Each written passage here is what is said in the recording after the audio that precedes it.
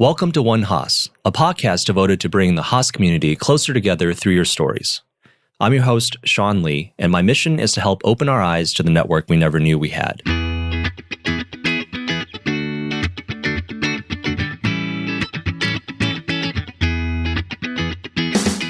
Today, I'm joined by Bree Jenkins of the Full-Time MBA 2019 class. Welcome to the podcast. Thank you so much for having me.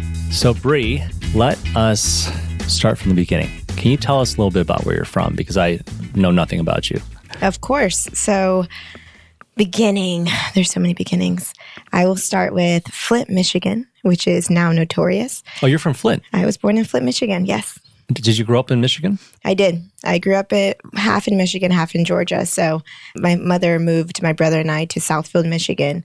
I was about 6 years old. He was 3 for better educational opportunities, essentially. Yep. And then we moved to Georgia in about 8th to 9th grade, mostly because of the military. Oh, wow. I'm from Michigan. Oh, awesome. Yeah, I was born in China, but I moved to Michigan when I was 7, Southeast Michigan from Rochester Hills. Nice. My uncle lives in Rochester Hills. Yeah, I was just out there.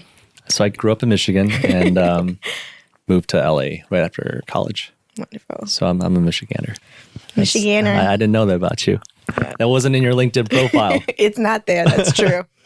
But you grew up in, you said 9th, so basically high school. You spent high school in Georgia. Yes. And then did you end up going to school in Georgia? Or? Yes, I did. So high school was in Georgia. I started off because my mom is in the Army Reserve.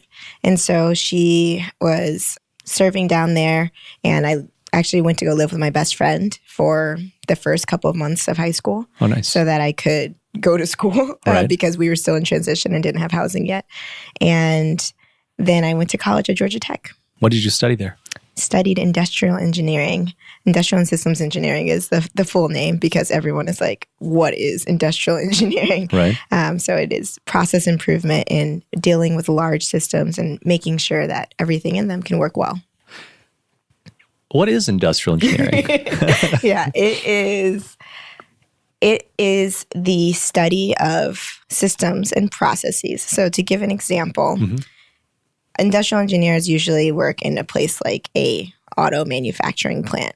They're the ones who help to ensure that things are going along the line well, that they're put in at the appropriate time, that as soon as the next person needs to put a wheel on, they're doing that. They know the difference of if someone doesn't do that in time, what will happen to the whole system and how it would affect it. And I loved it. I had absolutely loved math and science growing up my whole life, but industrial engineering also allowed me to work with and talk to people. And that was a nice combination for me. I mean, how is that different from operations, or maybe it isn't? It is very similar to operations. I would say the only difference is that from an industrial engineering perspective, we not only deal with the kind of the business aspects of what might happen, so the financial aspects, things like that. We model things using computer science and using mathematics in programs and simulations. So it sounds like it's more data-driven, more scientific. Yes. Okay, that makes a lot more sense. I've always wondered what industrial engineers did. Yeah, it's always a mystery. So what did you do after college? I took my dream job, actually. I was accepted to my dream job. I had worked at 3 different organizations in undergrad. The first was a co-op for a full year. I realized I did not want to do that supply chain software programming. It was not interesting to me. Right. And then I got an invitation to go work at Disney for a semester. So I interned there in creative costuming. So it was all about trying to figure out how we could track these costumes because there are tens of thousands of people who work at Walt Disney World Resort. And I think about 70% of them are costumed. And so if you're thinking about how can we track those costumes, launder them, all of those different things, that was my job. And then I worked at Procter & Gamble. So I had a lot of different work experiences and I just couldn't wait to go back to Disney. It was really magical, but actually. This was down in Florida? Yes. Okay. And I keep on forgetting. So I live in LA and I should know this better, but Disney World is in Florida? Disney World is in Florida, and then other Disney Worlds are around the world. So we have our Disneylands are in the other parts of the world. I never thought about this, but do you know why it's called Disney World in Florida? Or in Disneyland's elsewhere? Yeah, the first one was Disneyland in California. Oh, okay. And that one, it was what Walt kind of was taking a chance on trying to start something new, do something experimental, right, and kind of completely change the game. But if you go to Disneyland, you'll notice it is very much surrounded by hotels, by buildings, by restaurants. It doesn't feel like, besides the park, it has its own real identity. And so he brought the land in Florida to create Disney World, where the thought was that it was a bigger piece of land. We have over 20 different resorts, 4 parks, 2 water parks, so many things within this one area, and it feels like its own mini city. I think it's about the size of San Francisco. You have me excited now. I haven't been to Disney World since I was 14. Wow. So I actually I only remember the Epcot Center. That's about it. I just remember going in the ride. I don't know, the inside was a ride until I went in it, and it was pretty magical. Yeah, Spaceship Earth, still there. Actually, can I talk a little bit about Disney? Sure, of course. I like to talk about it a lot. So when I was there, one of my favorite things that I did was support Disney Cruise Line. And it kind of feeds into why I ended up coming to Haas. And so when I was supporting Disney Cruise Line, we were basically like internal consultants. We supported different client areas. So I supported water parks, resorts, and then Disney Cruise Line. Okay. Disney Cruise Line, we had at the time 4 ships, and our ships do something called dry dock. So you take the ship and you steer it into a dock. You take out all of the water from the dock, which is why it's called a dry dock. And then you do construction projects on that ship. And so it's like you need to replace the engine. You need to paint the entire ship sometimes, remove paint that's been there for a really long time. Right. And of course, the inside, which is for me the most interesting part. You need to take a room, completely transform it from Aladdin's palace into Tiana's place, for example. And that transformation is not just a wonderful creative idea. It is a logistical process that involves putting a bunch of containers on the ship with limited space. It involves scheduling these different vendors. There are hundreds of vendors. They're from all around the world. They all have contracts with us, but some different lengths of time, some different motivations, and they're all working a lot of times in the same space. One person's doing the Wi-Fi in the ceiling, someone's doing the floor, someone's doing the wall. And in order for you to accomplish the entire ship renovation within 3 to 6 weeks or even less, you need to make sure you're on time. And so that was my job. I worked in scheduling and logistics for the cruise ships. 3 to 6 weeks? I mean, how many rooms are we talking about? We have, oh my goodness. So we have thousands of people on the ship. So we have thousands of rooms. We have a lot of other spaces, so kids spaces. We have adult entertainment spaces. Pools were completely redone, and they could, even from a facade standpoint, so they might just be fixed up, or they could completely be ripped out. And now we're putting in a new Mickey pool, and now we have to put fountains all around and make sure that everything is working well together. I have to take a Disney cruise now. 100%. I recommend it. I mean, are you guys renovating the entire ship? You can be. Okay. So the longest one was the biggest cruise line dry dock in history was the Disney Wonder, which is what I worked on for my first dry dock, and it was 6 weeks. And then I did a shorter one, which was about 2.5, 3 weeks for another one of our ships, the Disney Fantasy. Did this all kind of fall under your role as an industrial engineer, or did you have to move from Disney World to Disney Cruise Line? It fell underneath my role under industrial engineering. That's pretty broad. Yes. I mean, from costume management to... Yes. We support parks, water parks. We supported resorts, merchandise, food and beverage, all of these different aspects of Disney World, including sports, because we do things like Run Disney, so marathons and things like that. And so supported all of those different areas. We rotated about every 2 years, so got to see a couple of different areas. But that's only focused on Florida, right? Nothing in California? Correct. There's a separate industrial engineering team in California. I see. Wow, that's amazing. Yeah. So, I mean, that really begs the question, why did you leave Disney? Yeah, that is a good question. And I thought about this a lot. I absolutely loved my job. It was my dream job coming out of college. It was really a struggle to get there. They did not have any job openings when I was graduating. And so I was going to go work at an internship. I did not care as long as I was able to be there. But ended up being able to find a spot right in the nick of time, I think June, before I started in August. And so I was really happy there. And I thought two things. Number one, what else could I do that could also bring me joy? Are there other jobs in the world that could bring me joy where I could help people in a different way? Especially growing up in Flint, seeing my family and having fewer and fewer opportunities because of the places that they stayed in terms of education, in terms of what was available to them. And for some reason, because my mom was able to move us, we got something better. I think that was ridiculous. And so I always loved volunteering. I always felt that it was part of my mission to help others. And so I was thinking, could I do volunteering as a job, basically? And would I enjoy that? Right. And the other thing was my partner. So we met freshman year of undergrad.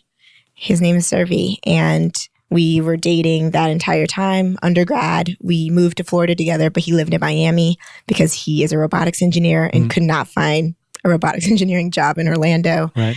And so we also wanted a place where we could be together and where we could both be able to continue living on our dreams and our visions for what we saw in the world. So we took this crazy chance of saying, why don't we try out going to a place we've always wanted to see, which is California. And it is a perfect mix, specifically the Bay Area, of being able to explore his robotics interests along with my interests in social impact. Right. So why Haas? Why did you choose Haas? Did you already move here before you applied to Haas, or did you apply to Haas and then decide to move here? Yeah, I applied to Haas first. I applied to grad schools in general. I applied to 3 different grad schools, and I was deciding between Stanford and Haas. And I chose Haas because I felt like family here. I felt at home. I talked to a ton of people from every school that I applied to beforehand. And there were so many people at Haas who just spoke with me and were generous with their time with no expectation. And with this desire to help me learn and explore and figure out what was out there for me. And that was really lovely. That's a common theme that I find when I talk to people who don't know each other. They mention the exact same story, that they come on a Haas and, people are willing to give them the time of day to sit, just someone random that you could, meet in the courtyard. They'll just chat with you. It's taught me to pass that on, right, to pass it forward. It does seem like it's our culture to really inspire people to come here. Speak for myself, at least. I found so much value out of not only the education, the curriculum, obviously, but the people that I meet. Right? Definitely. But, I do have to ask you, one of the things I've noticed, at least in our class, is that we don't have that many people of color. It's a little disturbing. And I've thought about it a lot and talked to my classmates about that, but that's something I feel like we should really encourage, just more diversity here. And I don't know if it's the application process or people just don't know. Do you have any thoughts on that? Yeah, I've been involved in a lot of diversity efforts at Haas since I've gotten here. We have an organization called the Consortium for Graduate Study of Management, and I was one of the co-liaisons, co-presidents of the organization for this past year. And so the whole mission of the Consortium is to increase the number of underrepresented minorities in business. And so that specifically Consortium focuses on African Americans, Hispanic Americans, and Native Americans. And it was a really interesting process for the Consortium specifically because other people who are not in those 3 racial groups can apply as long as they've demonstrated that they've been able to work with groups who are African American, Hispanic American, or Native American. And in my class, I think we had about 10 or so African American students, a little bit more maybe. And in this class that we just had, we had 6. And so we're talking about, just so our listeners know, for prospective students, we have about, 280 now, I think? Yes, a little bit more than that. Almost 300. Right. We've gone up from around 260 because of our new building to around 300, right? 10 students, that's... Yeah, or even 6. And then the class before us was significantly bigger, I think about 20 or so students.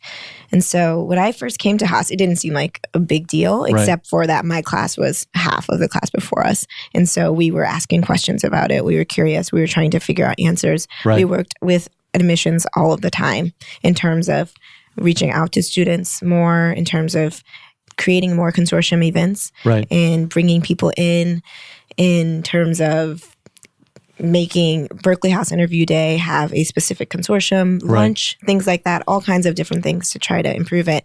And then when the class below me had 6 students, then we were obviously very upset, very confused, and also had to let them know before we started the semester. So in the summer before we start the school year, consortium liaisons go to whatever the destination is. This past year was Orlando for the orientation program conference for consortium.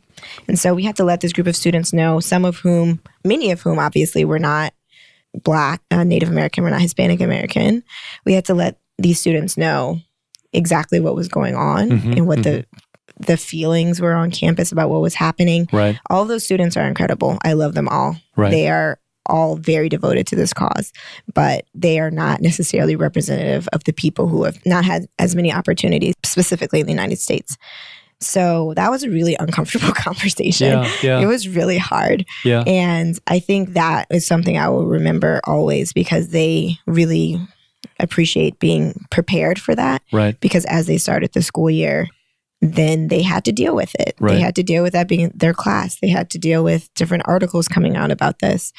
And are now consortium leads themselves and are talking to prospective students and are still dealing with this. So I have a lot of thoughts about what could be improved. And I think that I think Berkeley should be credited in terms of partnering with students to ensure that change happens. But it's definitely going to be slow. I can't tell you how many students I've gotten emails from who are super excited about Haas, but they say, I don't want to be one person out of 7 in the class. It's going to feel less comfortable than if I went somewhere else. Even though we have amazing classes like Dialogues on Race, even though we have amazing environments where we can talk about these things, where we have race inclusion initiative, it doesn't matter if we don't reflect the population that we're seeking to attract. Absolutely. Even on top of that, I mean, being in the part-time program, obviously, if the full-time program is too prohibitive for some students, or some prospective students, I should say, at least explore the part-time program that many don't know about. You know, you could be working, full-time and then, go to school part-time and get your MBA. It blew my mind when I got here that literally in my class of 253, that I think there were like 4 African-American students. And that's, especially being at Haas, being at Berkeley, it's just, the student body on top of the program can definitely do more to at least get the word out of how an MBA, it's doable, right? Because that's what I hear a lot when students are exploring MBA. They just don't think it's feasible financially financially. That's a big part. Right. Of course. And we've met amazing people already. Not even alumni. It's a very incredible investment that pays off. And I think that money is a huge issue. It was a huge issue for me in terms of finding out alternative ways I could fund. There are fellowships, there are scholarships, there are working as a graduate student instructor. There are all kinds of different things that could help with that. But I think specifically for the problem of very few African-American students, the feel of community is particularly important. And so if prospective students love everyone, they feel like it's cool. I feel like I could be here. I feel like I could figure out a way to pay for it. And they still only see 2 or 3. I think it's a big act of courage to then say, okay, but I'm still going to come here, and something that should be recognized as an act of courage. That's really they could go somewhere else. That's a really great perspective. I mean, is that something that you thought about when you were applying or when you came? Yeah, that's a great question. I personally talked about it during days at Haas with several other students, specifically Black students that I was sitting with for lunch at the diversity luncheon that we had. And for me, it was not as much of a concern, only because I've been in so many spaces where it's just a shame. I went to Georgia Tech, like I said, amazing school, incredible engineering school, #1 for industrial engineering in the country. It's awesome. 6% African-American students.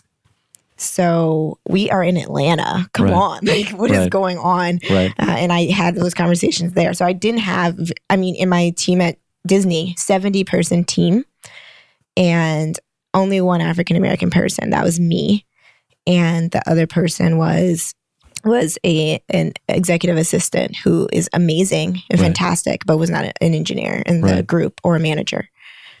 And not to say that there had never been any African Americans in that group, but the fact that it was basically me for 3 years is kind of ridiculous. Yeah. So I'm used to being in spaces like this, and I think that I'm used to it, but I wasn't tired of it.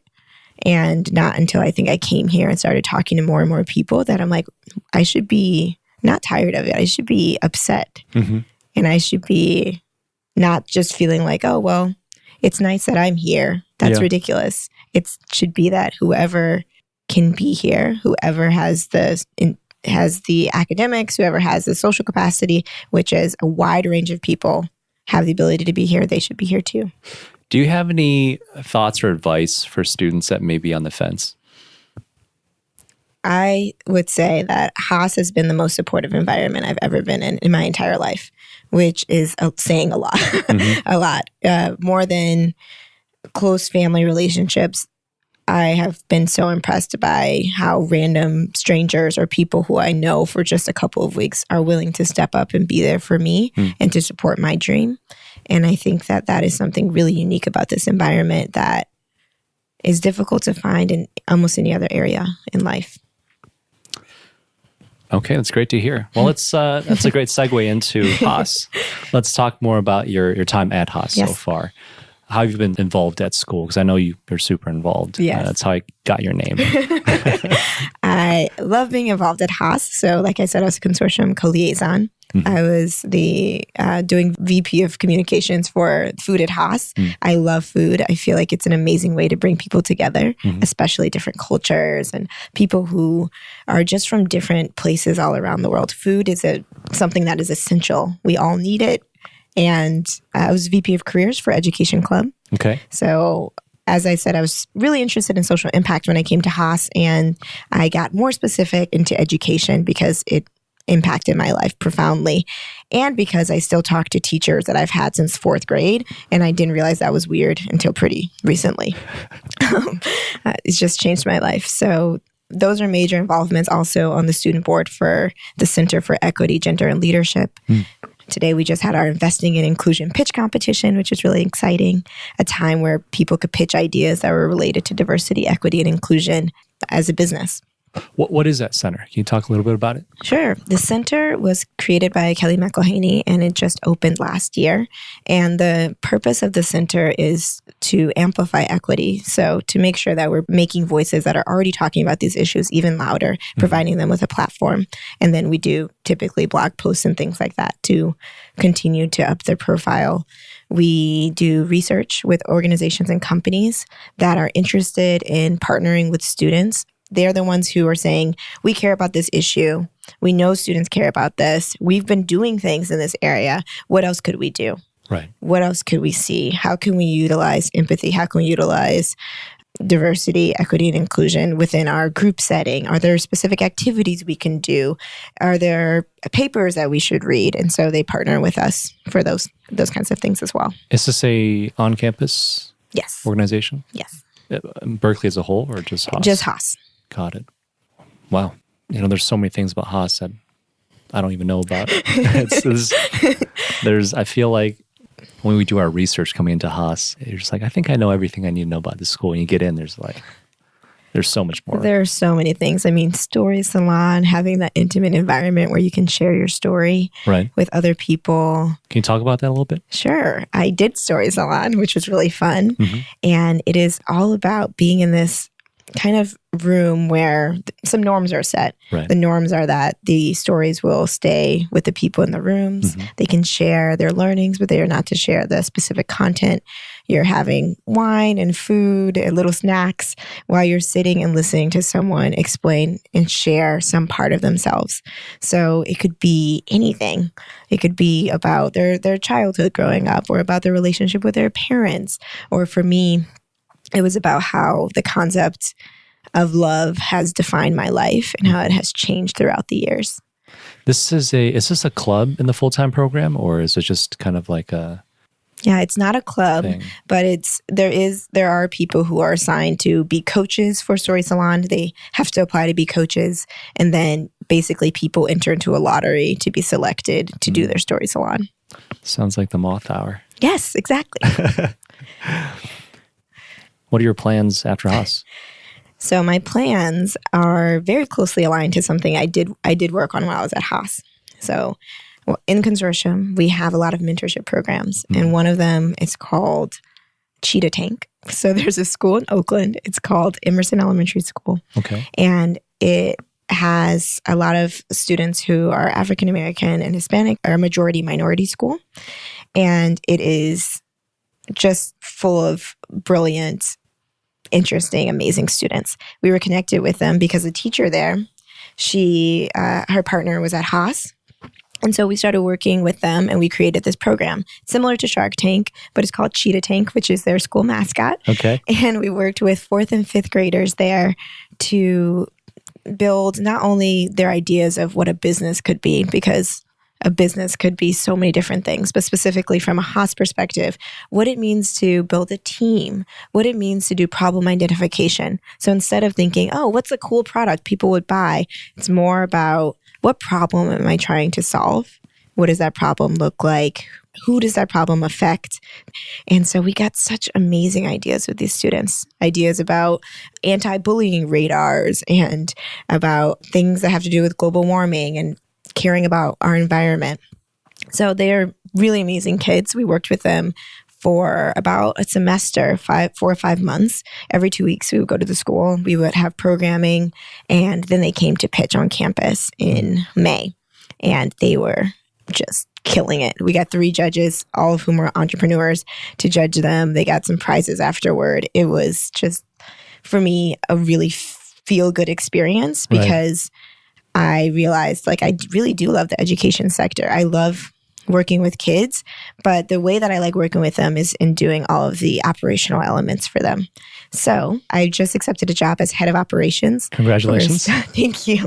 I'm really excited. I'm already started working part-time and will start full-time once I graduate. So it's head of operations at a school called Hayward Collegiate, which we're opening in August. It is a community-driven and backed charter school where we're really excited to provide for kindergarten to 6th grade. We're starting with kindergarten and 1st grade for now, and then we'll build a grade level every year.